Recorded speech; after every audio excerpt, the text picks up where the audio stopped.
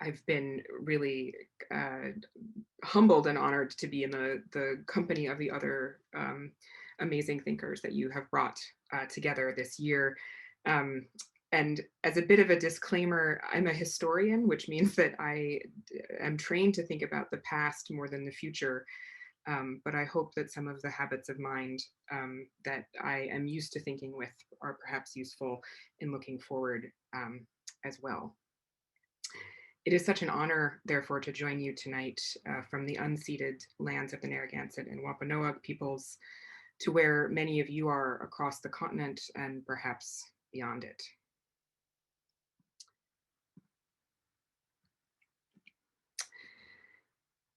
Where I'm going to take you tonight is also beyond this continent, and it's beyond it due to a coincidence.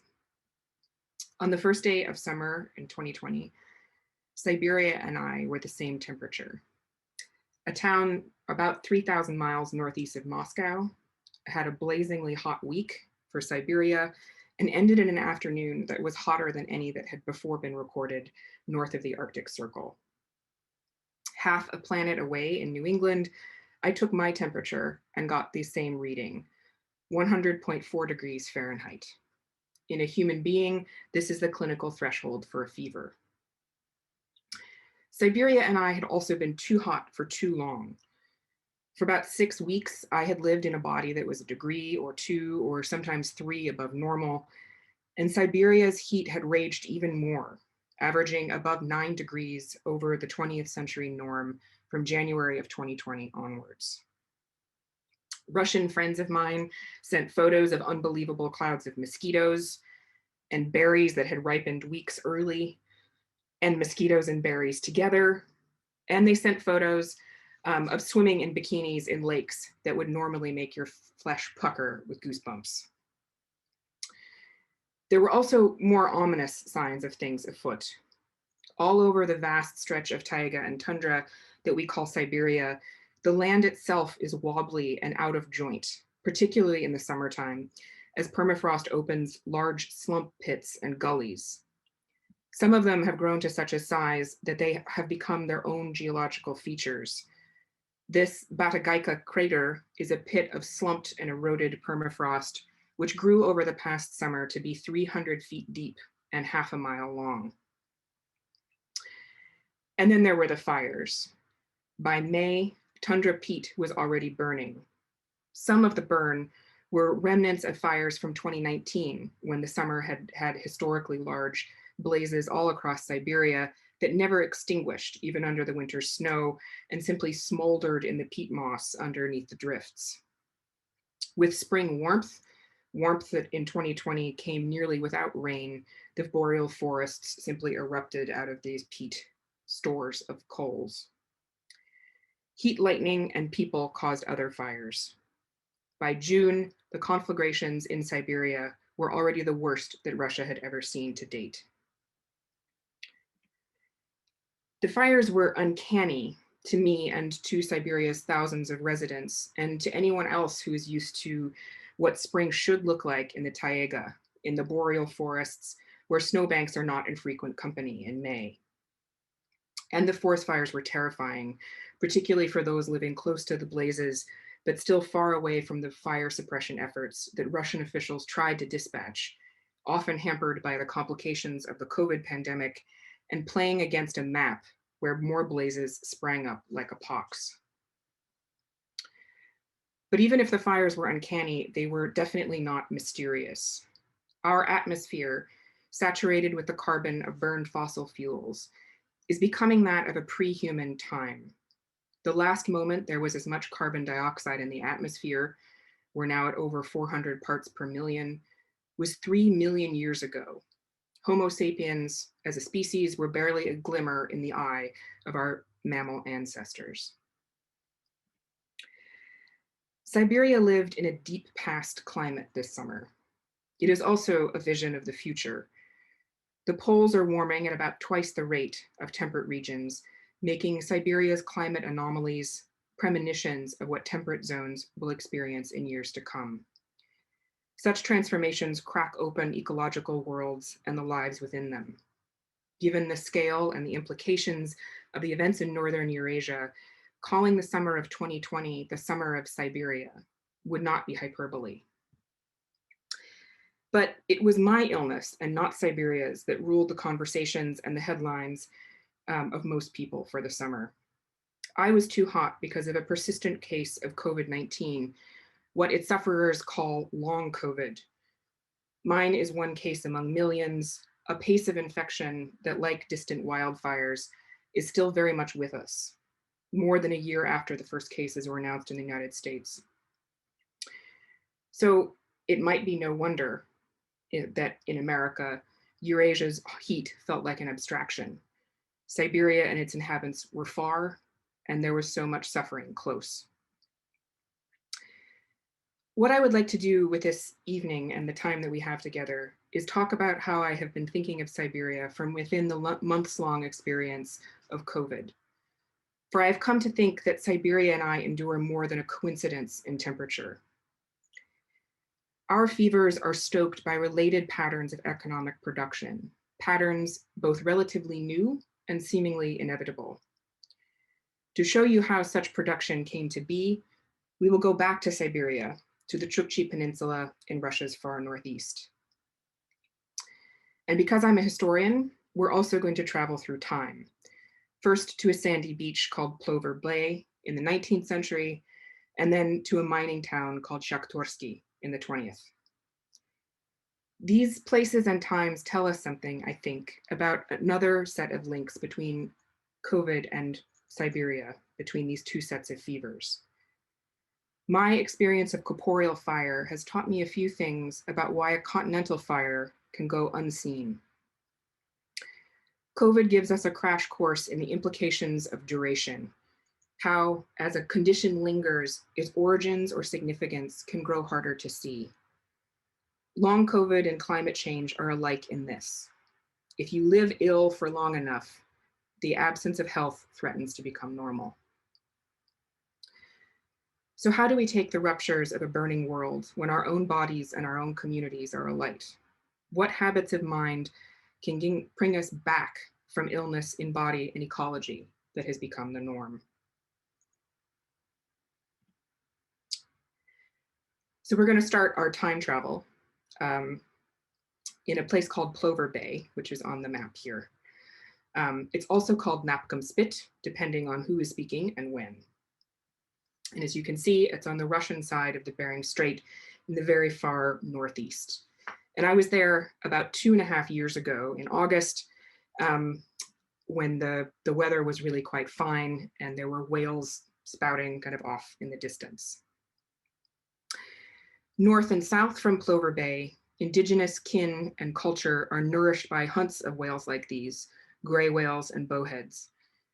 For the Yupik and Chukchi, the people whose ancestors have lived along the Bering Sea for thousands of years, whales' flesh is food, their beings woven into the necessities and ceremonies of daily life. This is true in the past, when, as you can see in the kind of top left-hand photograph, whales' bones made the beams for people's homes. And it's true today when whales no longer provide people's literal shelter, but feed communities all along the Bering Strait.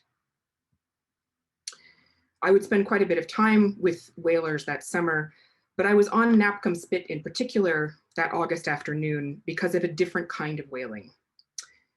I was working on a history of the Bering Strait region, particularly its experience of colonization over the last 2 centuries or so.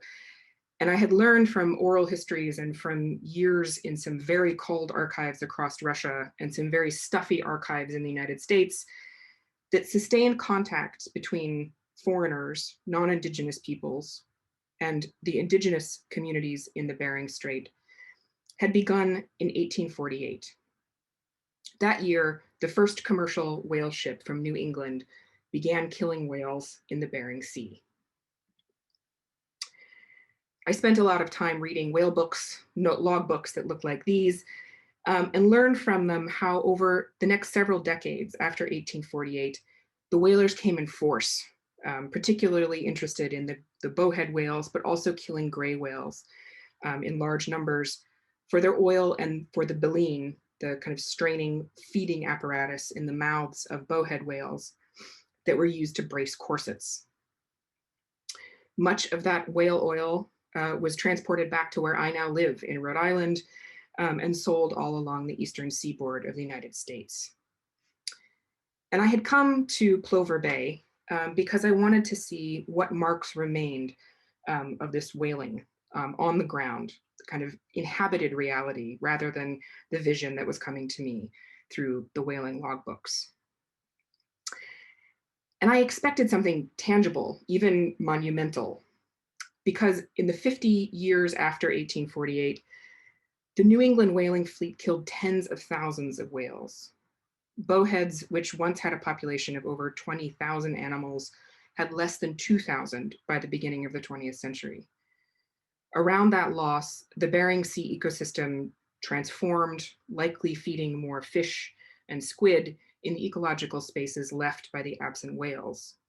But these species were mostly inaccessible to Yupik and Chukchi communities, who by the 1880s were suffering starvation that claimed families and sometimes whole villages, many also suffering from epidemic diseases transported north on the wooden ships.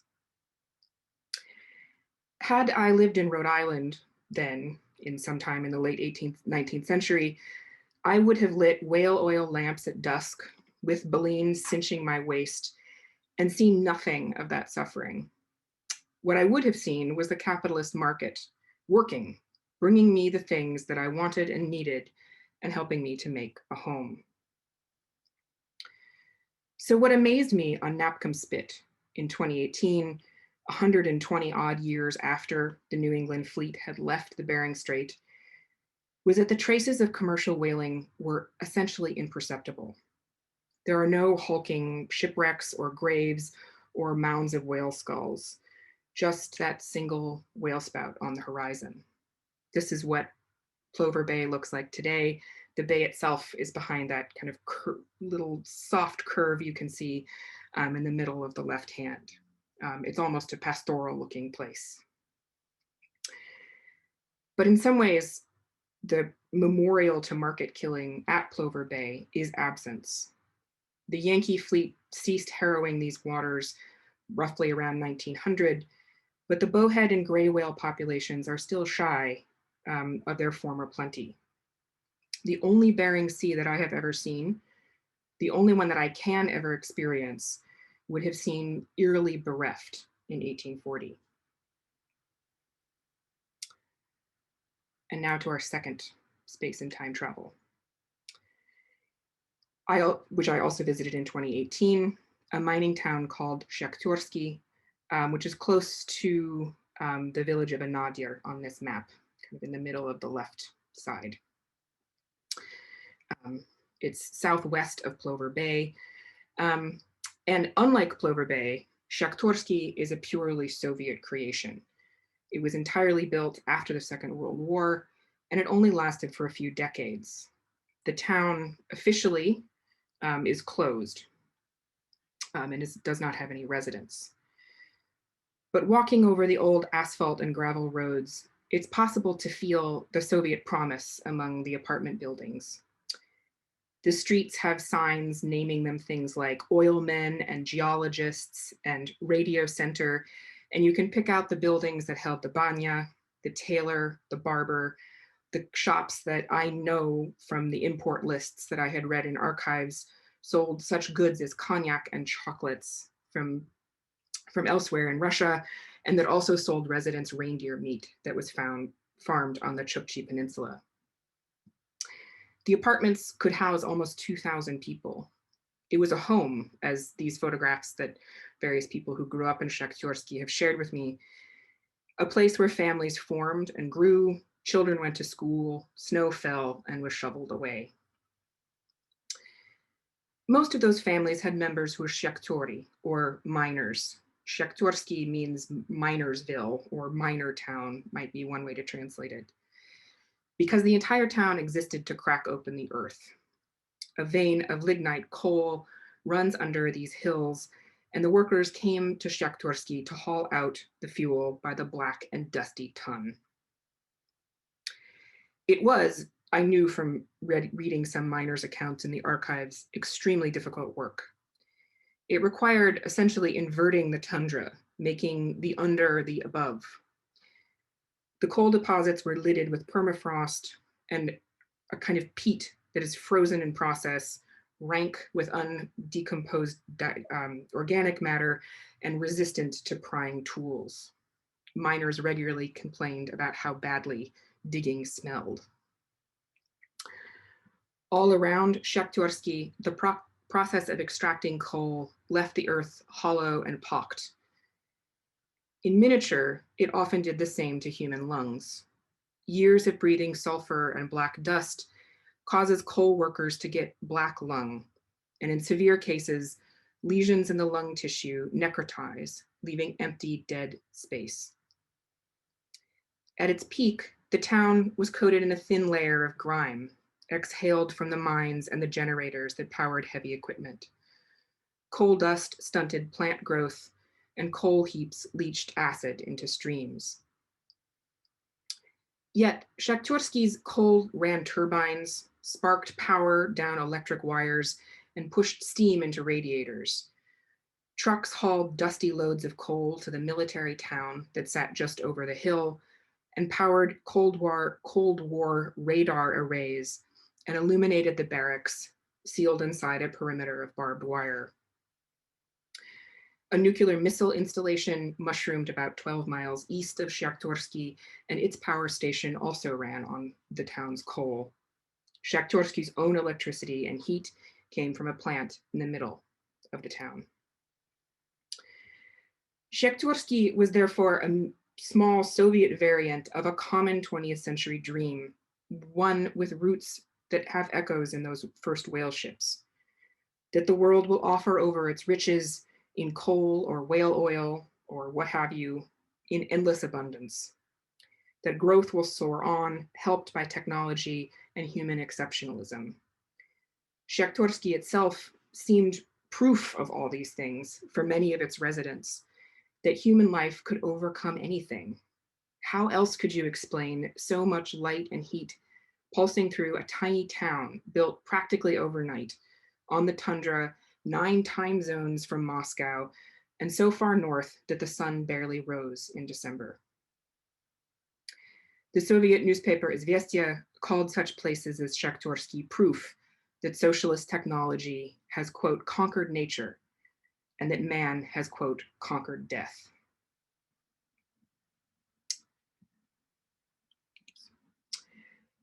Clover Bay and Shaktorski are alike in this.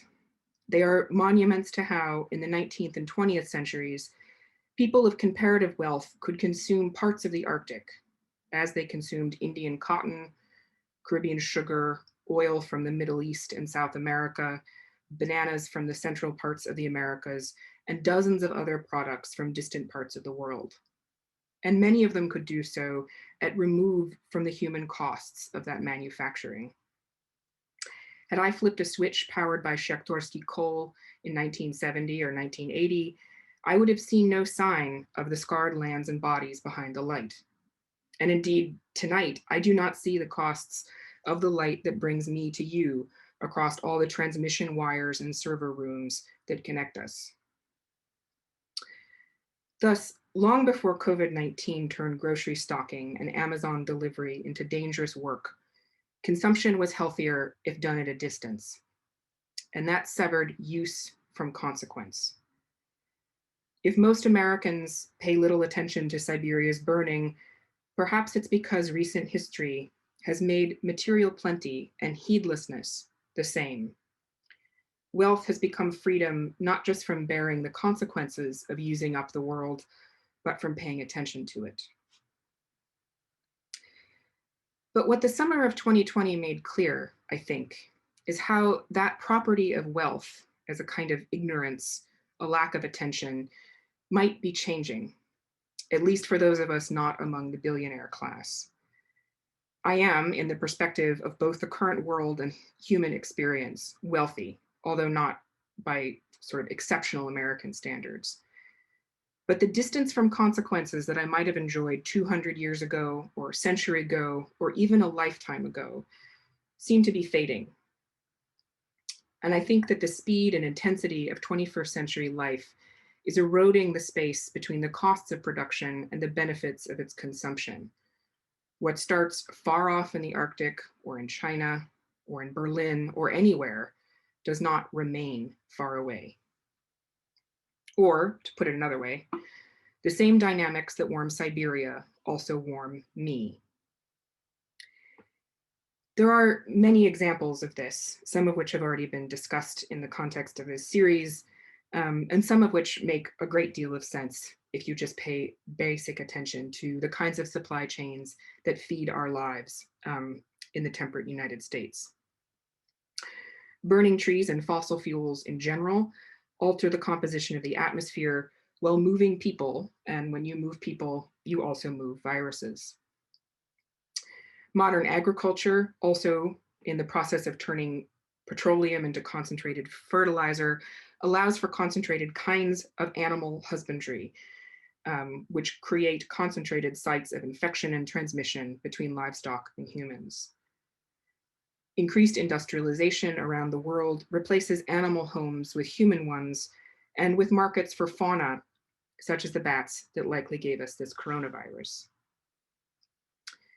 As loggers turn forests into our furniture, they push more species into new intimacies with people.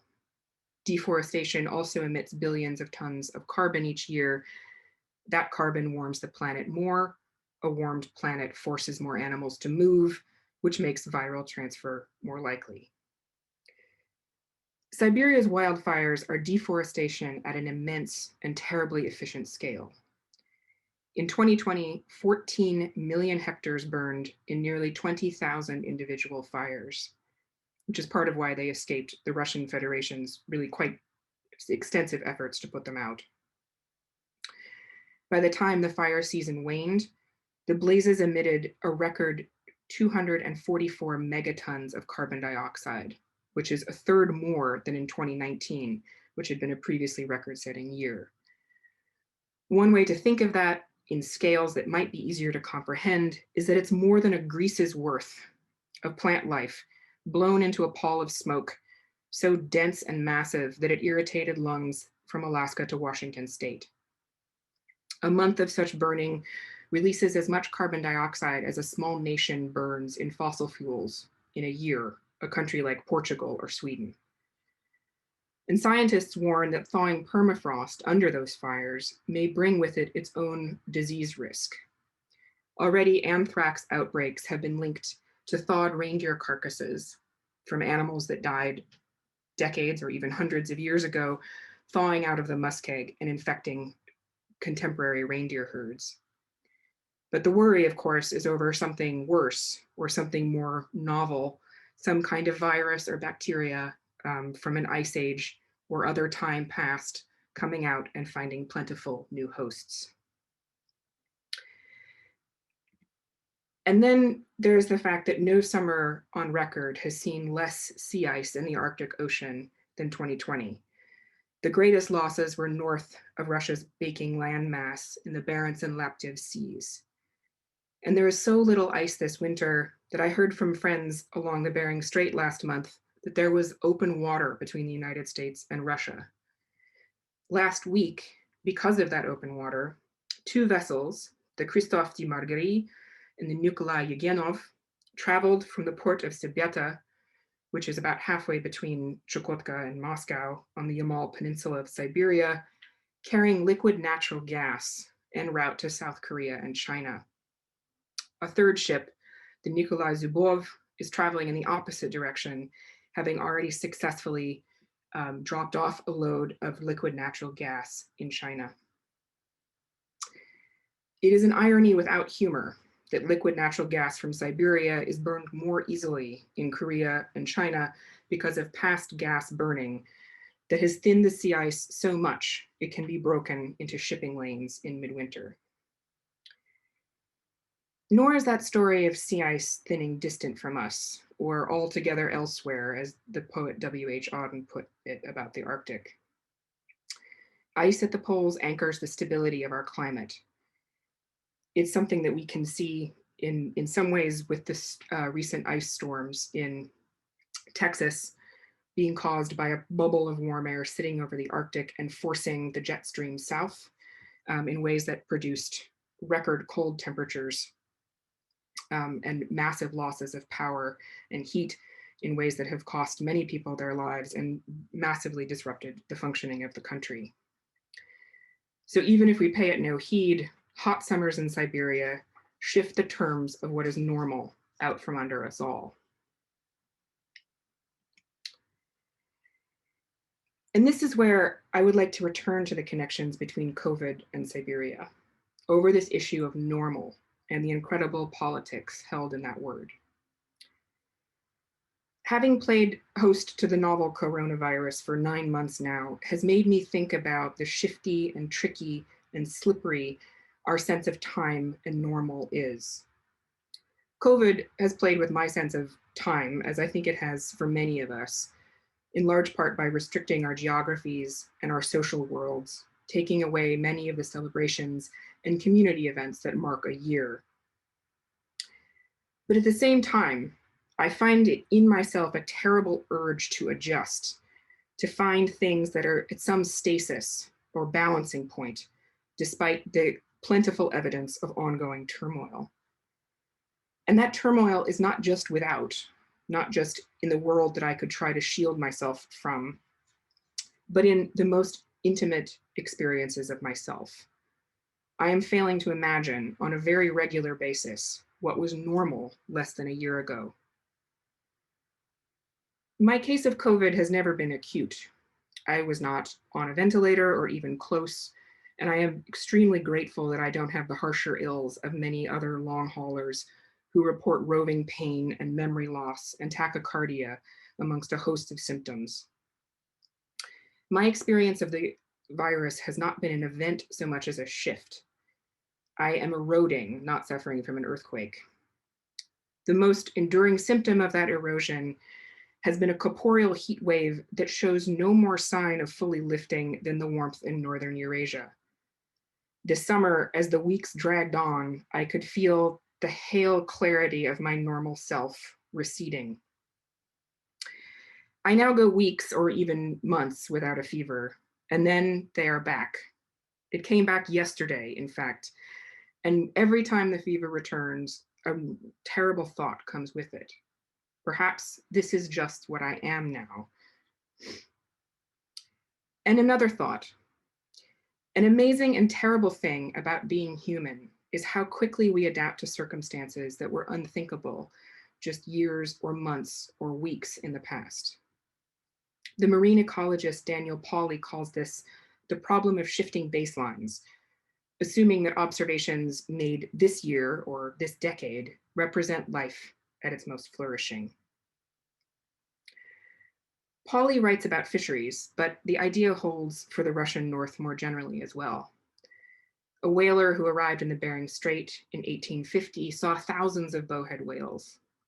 50 years later, a new sailor might have assumed that the species was naturally scarce. A miner who came to Shaktorski in 1980 would never have breathed air free of coal dust. In April, I assumed I could wake every morning and work at what I wanted to until evening. A few months later, I routed my days around my body's weather. People born in Siberia early this century have watched summers warm dramatically, and their children may never know otherwise. Unless carbon emissions halt, this year's average temperature in Siberia will be the norm by the century's end.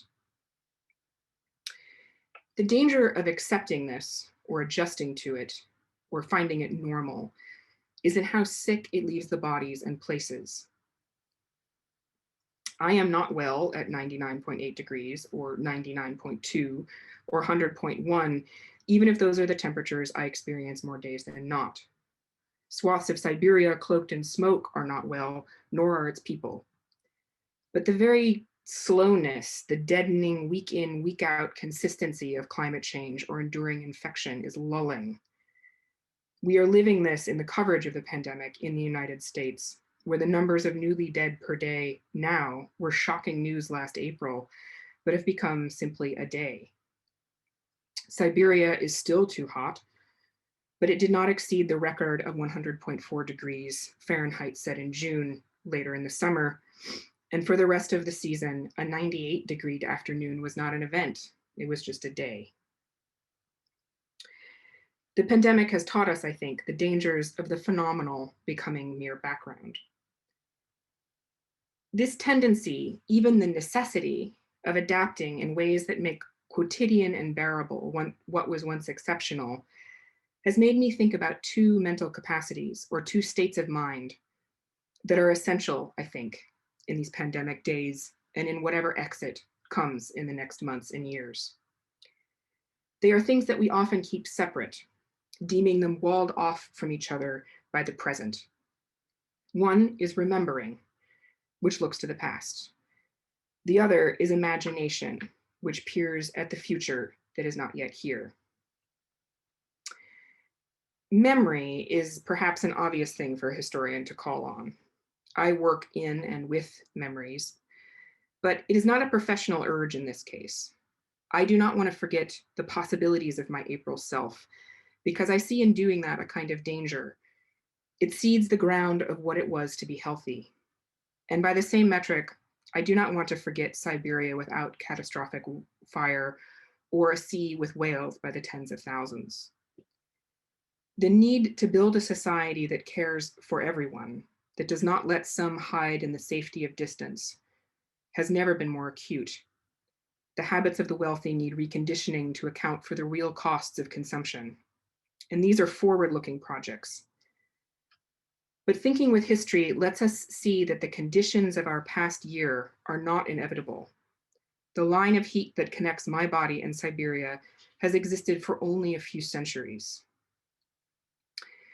And in Siberia's past are baselines that we need to not forget. The whales, the whole ecologies, the ways of life that Yupik and Chukchi carry into the present. And Shaktorski itself is a kind of baseline, not of success, but of what can follow it. This is what the town looks like today in its abandoned form. And the kind of black collapsed building at the center is the old power plant with its pile of coal that's now been abandoned. The town is officially closed and has been for more than a decade, but a few people still live there for lack of housing in places with heat and other basic amenities. There is laundry strung on clotheslines outside some of the old apartment blocks, and you can smell the faint odor of cooking and wood smoke on the breeze. These people in Shaktorski are living out the ruins of the Soviet dream, and walking in the town feels like walking through both an abandoned Soviet past and a possible future simultaneously, like being in two times at once. In 1985, when some of these apartments were built, Shaktorski floated in its pool of coal-powered heat and light above the tectonic power of the subarctic ice, seemingly invulnerable. Nothing in that moment would have made its residents think that it could end. And of course, it was gone 6 years later. Nothing about that moment in time, in 1985, in the waning years of the Soviet Union, is all of that different from the concrete and coal that I too have come to think are normal, inevitable, and probably permanent. Who in Shaktorski in the 1980s would have imagined streets pared back to a few marginal people just decades later? Shaktorski is a reminder that one possible exit from the present is very rough indeed. It's also a reminder that the animating vision behind Shaktorski was different than the ideal of market growth that runs through every stock market report and GDP figure in the West today, but not that different. The promise I was raised with, the promise of those market reports, is not really so different than the central animating idea of the Soviet Union that economic growth, the capacity to consume the world, will expand year over year inevitably. Neither socialist nor capitalist eschatologies, their theories of human destiny, included events like an abandoned Shaktorski or Siberia on fire or millions of fevered minds. But it makes them no less real. And here's where we require some imagination. Memory helps us hold on to the vital times in our world and to the health of ourselves. Imagination is what we will need, I think, to bring those things forward into the future. Imagination is our way out of normal, of economies and politics that lull us with the sense of being inevitable and permanent and expects us to adapt to the consequences. I've come to feel with my fevers that COVID has given us a warning, a shot across the bow, or 3 shots, really. The first is a warning that we are never distant, even if geography makes it seem so. We had to learn ourselves distant, and we can unlearn by reconnecting to the living world around us. The second shot is that wealth as freedom from consequence is an illusion and a reckless one. The third is that the future holds no inevitable form. The way we live could grind down to the new levels of immiseration, like Shaktorski has, or that the pandemic has brought so close to home. The potential for unprogress is terribly visible around us, particularly in the inequitable domestic infection and death toll among Black, Indigenous, and Brown communities, and internationally in the uneven and self-defeating distribution of vaccines. What these tell us is that progress is not a law of history. To make things better, to be well, instead requires the capacity for our imaginations, as well as our recollections. If the world is unjust, it will take imagination to see our way to the side where it is. Our trick as a society, I think, is to take an active imagination that takes the idea of better, not as a signal of growth or that kind of metric improvement, but better in the sense of being well. A progress decoupled from the illusions of distance and freedom that I was taught are progress as synonyms. That vision fell very differently on Clover Bay's starved residents and Shaktorski's miners than on the buyers of whale oil and burners of coal. And it's a lesson that has only gotten more acute in the intervening decades. I want to pause here for a moment on this final image of Shaktorski, in part because it can seem bleak, a foggy afternoon on an almost Arctic beach somewhere on the Chukchi Peninsula, amongst ruined piles of coal and a bridge that seems to be going to nowhere. But if you look at the foreground, some seed, some germination, some sprout from these fireweed plants imagined at some point that in that bed of coal, that old carbon hauled out of the earth in the past decades, was a place to grow, to make soil, to turn into a bed eventually for other plants. This is the action of fireweed as a species, to take over the disrupted, to turn soil that has been completely denuded and stripped by some terrible event that has been reordered beyond recognition, and turn it back into a place where you can live. The fireweeds are themselves a kind of portal, less a door and more a kind of rich, dense structure of roots that creates out of its crossings, out of the fungus, out of the eventual tide of plants that follow in the wake of these bright pink star-like flowers, a whole new ecosystem. If this pandemic is a portal, it is one that will take the dense, matted roots of memory and the leap of faith that is sending a shoot upward, that is imagination, to cross through and out of what we are in. And in that trick of remembering and imagining, I think, is that they are not singular. It takes generations. We need the memory of our elders and the imagination of our youth, and we need both of them swapped so that we can see ourselves as our own descendants might, while listening to our ancestors.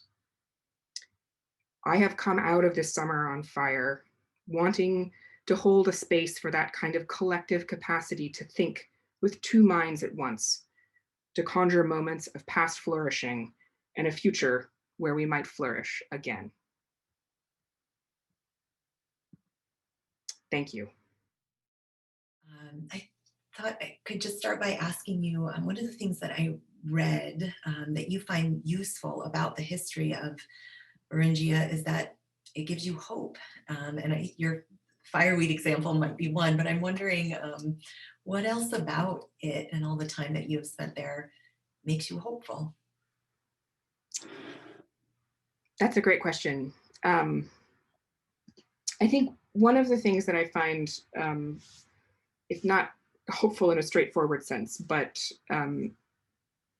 useful about studying history in general and the part of the world that I study in particular, is that it's not, it frees you from imagining that people have always lived like we do now, right? And I think that freeing yourself from that is also a way out of potentially fearing that it will change. And I think it's very easy to fear that change is for the worst. And obviously I alluded to the fact that it could be in this talk. I don't think we should be sanguine about that. But people have lived rich and meaningful and, you know, love-filled lives in all sorts of ways in the past. And some of those have been far more just and far more capable of embracing the ecologies that they live in than the particular form that I'm currently living in now. And that to me is, I think it's bracing and inspiring, right? It gives you a sort of a vocabulary for other possibilities that we can bring with us toward the future. Thank you. Jake Hamlin says thank you for sharing a bit about your experience with COVID and how it made you think about Siberia. Do you think that that experience has shaped your more recent project related to the Yukon? And this might also be a chance for you to tell us what this recent project is and what's in the works.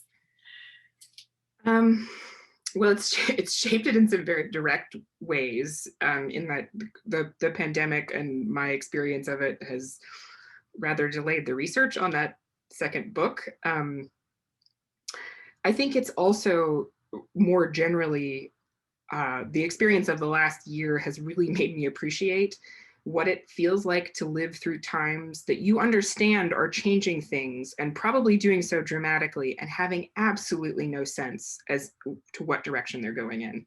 And of course, it's a thing that I have run across in the past before, when you read people living through the Russian Revolution, which is of course this, you know, world historical event, and not knowing what's going to come out the other side and not understanding when the hardships are going to end. And those hardships make mine of the last year look very minor. But this sense of kind of having to live with that confusion day in and day out, I have gained a great deal of appreciation for. The unfixedness of the world feels much more immediate than it used to.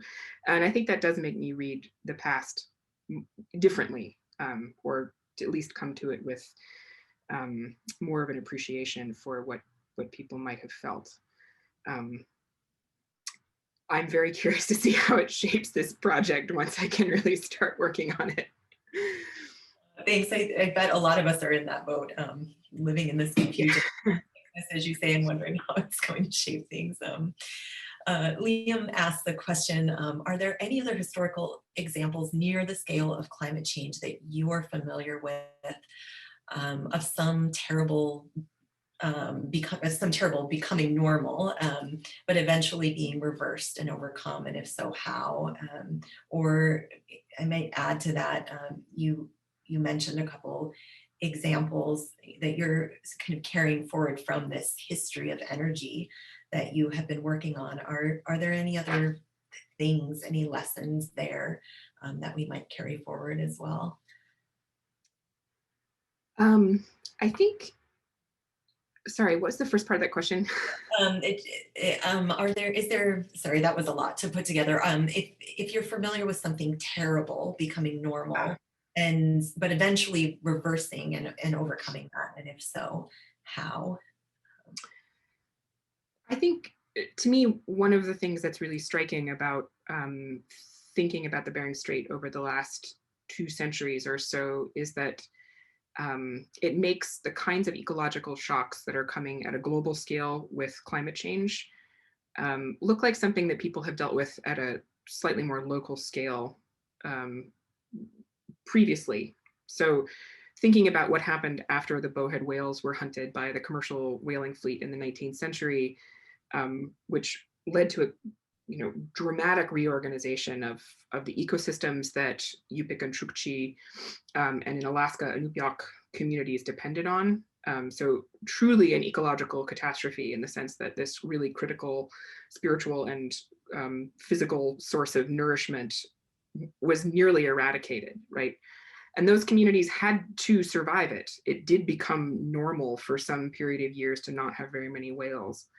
And the whales have come back due to changes in the way that people outside of the Bering Strait relate to bowhead whales for the most part, and also due to the kind of continued advocacy and political pressure on the part of Indigenous folks in the Arctic to protect bowheads going forward. So I hesitate to put a positive spin on that story because it's terrible, and the scars of the famines and the disease epidemics are things that people remember and live with today. But it is true that people have survived and are surviving moments that, for those of us who have had relatively privileged, temperate climate lives thus far, look like the first salvo of shock, right? And what I've taken away from that is that these are things you want to avoid. There's no ennobling really that comes out of this, right? These are things we want to accept ourselves from. Yeah, thank you. Another question, thank you. We're getting a number of thank yous as well, but how did you create meaningful connections with people and their lands and their stories when you visit and in your writing? You write really from a place of knowing. I mean, some of it is that I had the privilege of moving north when I was quite young, and not just moving north, but my job when I first went up to the Arctic was to train sled dogs for an Indigenous family, which involves learning what life in a subsistence northern community looks like very intimately, and also being really comfortable with looking like an idiot a lot of the time because I had no idea what I was doing, and being quite willing to be clear about the fact that my body of knowledge, such as it was or wasn't, just simply wasn't up to the task, right? And I think that lesson has really it's something that I continue to hope to practice, right? That whatever expertise I might have gained by my profession as a historian, on the ground, I'm not the expert. And what I hope to do is do right by people's stories and be able to put the experience in terms that translate outside of the Bering Strait for audiences that are interested. But the Arctic doesn't let you rest on your laurels, I guess. And I think that's something that I still hope to carry. Great. Maybe I think we've got time for one more question, if that's okay with you. Jay asked, my experience is that people are totally flummoxed by being asked to imagine a way of living without money or without work in an industrial capitalist consumerist culture. Are there particular ways of living that you can point to that can help people imagine life differently? And this might be a pointing to the book. Yeah, I mean, it's a giant question, so it's not one that here a little past my bedtime I'm necessarily going to do justice to. I think one way that I have found helpful personally and that I talk about with my students regularly is to think about how recently the kind of industrial capitalist culture that I'm habituated to is in human experience, right? The form that we are living in now has really only been around since the end of the Second World War. And in some ways, the really intensive aspects of it, the things that, for example, are making it possible for me to beam into whatever room I am joining you in right now, are even younger than that. We are living in a very anomalous time in some ways. And so thinking about what your, great grandparents' life looked like, so that you don't have to, you don't actually have to travel very far, but just think about that, right? The modes of consumption that were practiced in the United States in the 1920s are completely unimaginable to us in some ways in terms of the scale of things like fossil fuel use. But on the other hand, they were happening in the place that you lived. They were within, the lifetimes of your older relatives potentially. And I think that that's helpful to remember how recent so much of this is. The idea of the kind of hyper connected globe is, and therefore it makes how we're living now more foreign in some ways than how we've lived in the past. I think that's a good note to end on, and to let you end your late night there, that we are all connecting tonight from this hyper-connected Zoom that we never would have imagined using in this way even a year ago. So I want to thank you so much for staying up with us tonight, and for your talk and thinking and writing and spirit that keeps you going back to the Arctic, so that the rest of us can learn more through all of your work and research. And I want to thank all of you who joined us this evening. Thank you for spending the evening with us. If this is the first lecture in the Pandemic is Portal series that you're attending, we invite you to catch up. And if you've been watching all along, we invite you to share the lectures. They're available to share freely with your friends and community. So thank you so much, Bathsheba, and I will say good night and goodbye to all of you, and thanks again. Thank you.